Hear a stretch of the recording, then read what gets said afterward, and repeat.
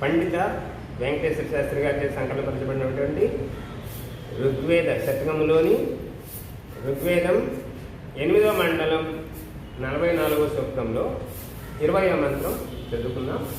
ఇది సజ్జనుల మైత్రిని సంపాదించవాలనేది విషయం, మంత్రగత విషయం.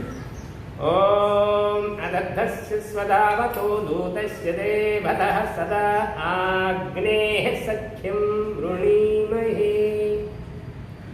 అదద్ధస్య వినాశరహితుడు, స్వదాతవః అంటే స్వయంగా జగత్తును ధారణ చేయు శక్తియుక్తుడు, దూతస్య నిఖిల దుఃఖ నివారకుడు, వేదతః జ్ఞానోపదేశము చేయు అతడు, అగ్నేహే తేజస్వీవగు నీ జ్ఞానవంతుని సఖ్యం మైత్రీభావను మేము సదా రుణీమహే ఎల్లప్పుడూ యాచించదముగాక.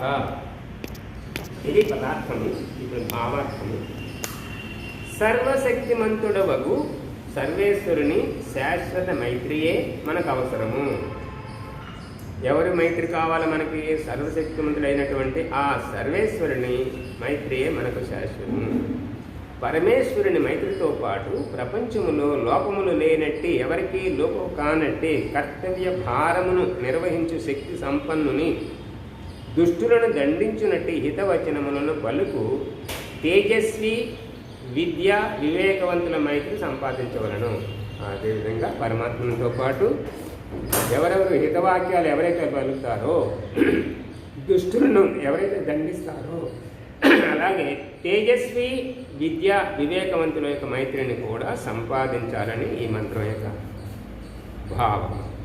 అలాగే తర్వాత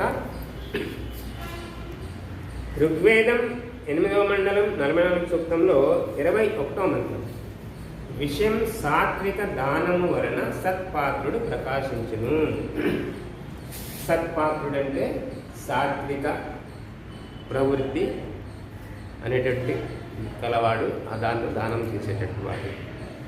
ఓం అగ్ని శుచి వ్రత తమః శుచిర్విప్రః శుచి కనిః శుచిరోచత ఆహుతః